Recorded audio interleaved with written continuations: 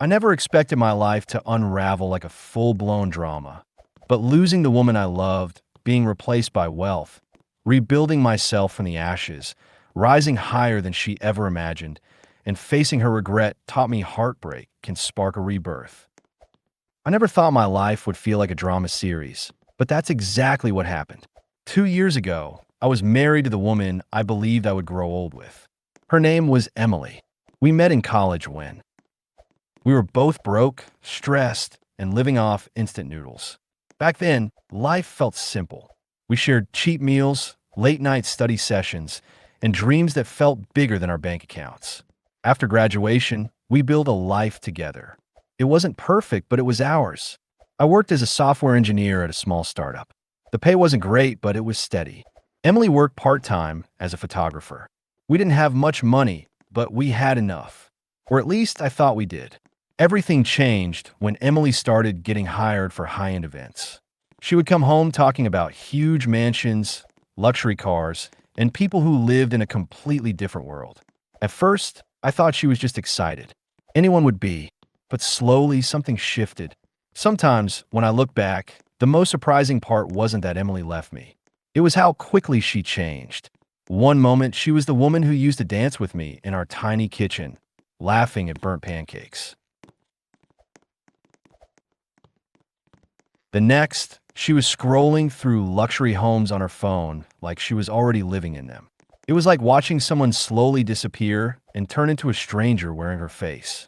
Then she met him. His name was Marcus, a real estate mogul, a multimillionaire, the kind of man who probably had a private chef for his dog.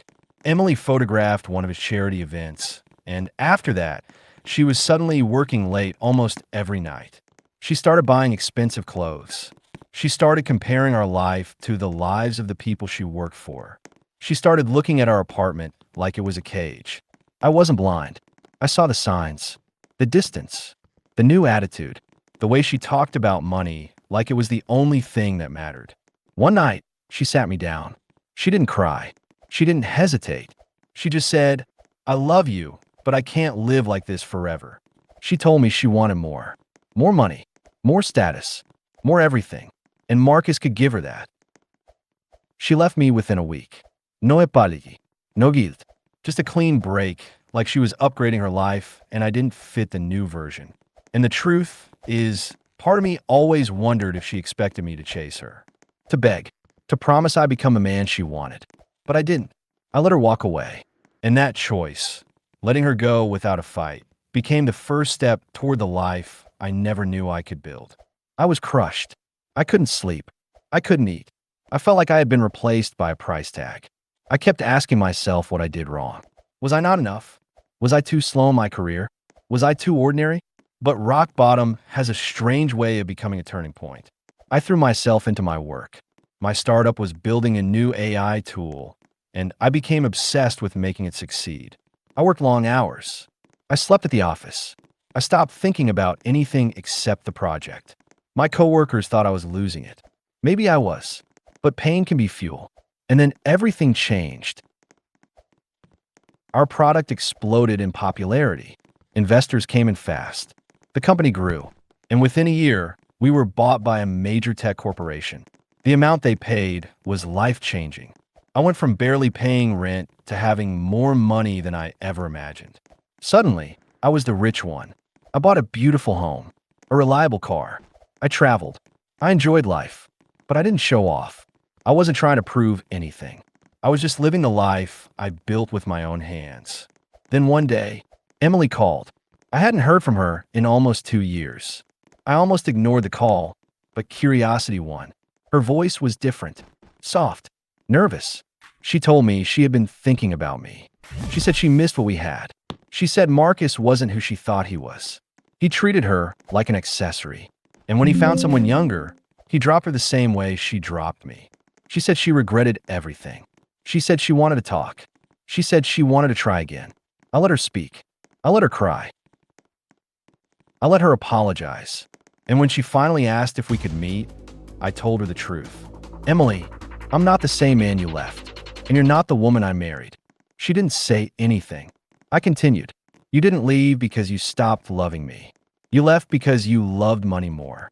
And now that I have it, you suddenly remember what we had. I'm sorry, but I'm not your second chance. She tried to argue. She tried to guilt trip me.